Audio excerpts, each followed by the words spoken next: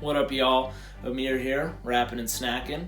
A lot of people have been hitting me up lately on Instagram regarding Best Buy and Target, changes they're making to the CD departments at their locations. Best Buy has went out and stated that come July 1st of 2018, they're no longer selling CDs in their store.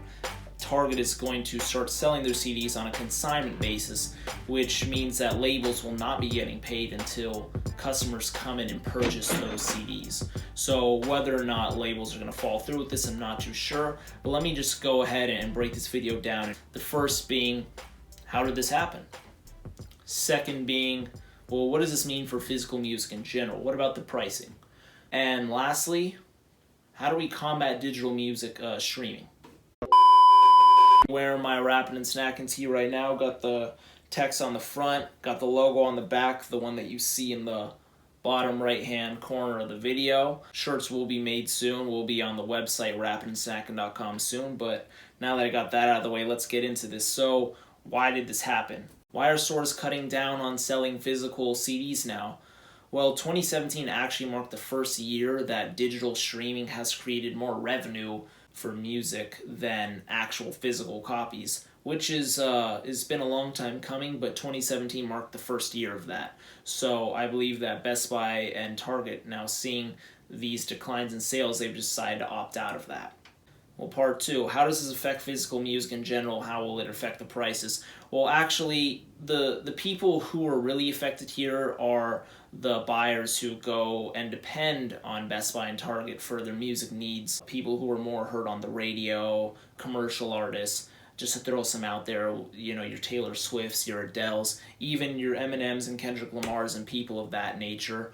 Well, those people who usually go to Target and Best Buy to buy their music, they're going to have to go to independent music stores that may not be as local to them and support their artists that way. So I think that if artists do continue to sell CDs and physical music on a regular basis, then actually independent music store owners are going to see a slight boom in their business for a couple years, and who knows how the trend's going to keep up.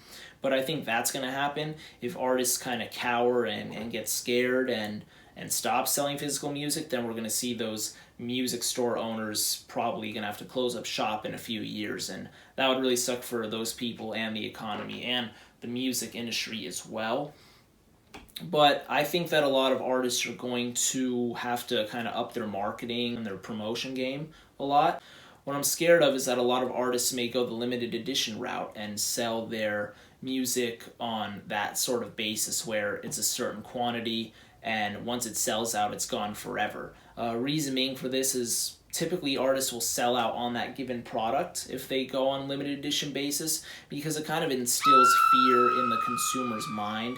It also allows resellers to come out, buy multiple copies of the album, and place this music online at an inflated price of 2, 3, 4 times the original price listing to make a quick buck. So artists can do this to increase their prices and to create more of a buzz for their name, but it's not really good for the consumer, and it kind of hurts a lot of fans who just want the music in physical format and don't care if it's limited or not. And a problem with limited edition releases is that if someone damages or misplaces that item, then there's just one less of that out in existence. Well, lastly, how do we combat digital music streaming?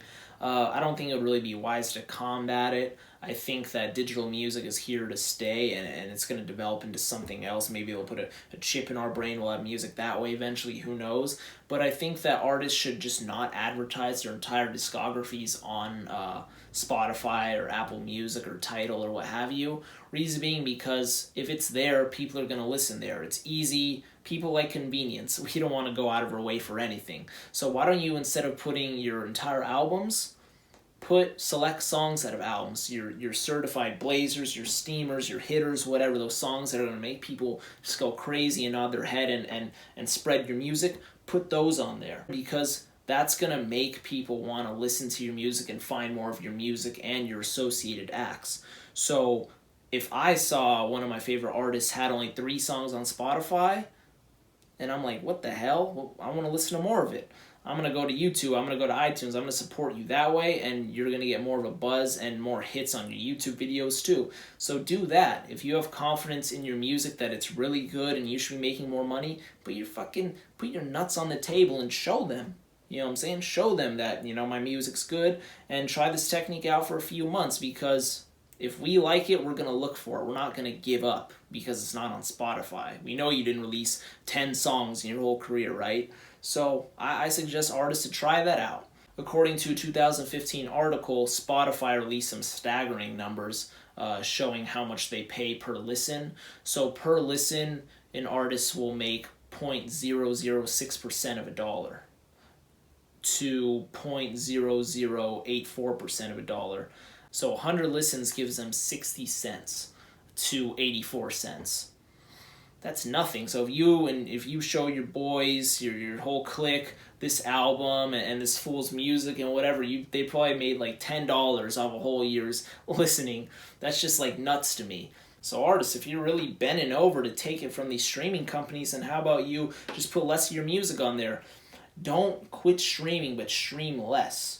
So, what do you guys think of Best Buy and Target's new music decisions? Let me know in the comments below. Also, let me know how you feel about streaming and physical music in general, and how this is going to turn out. I love seeing everyone's opinions and comments. It's really dope to see how everyone stands in this. Also, don't forget to give it a thumbs up and subscribe if you haven't already. I appreciate that. Drop a recommendation down there for a video you want, or a suggestion. I love to check those out and see what I can make happen. Also, although my website hasn't officially launched, I'm going to release a portion of it for y'all to look at called the current rotation. It's going to just have the 10 songs I've been bumping the most the past week. It's going to be updated weekly, so check that out, and hopefully you're exposed to new artists. The link's going to be in the description below, so peep that out.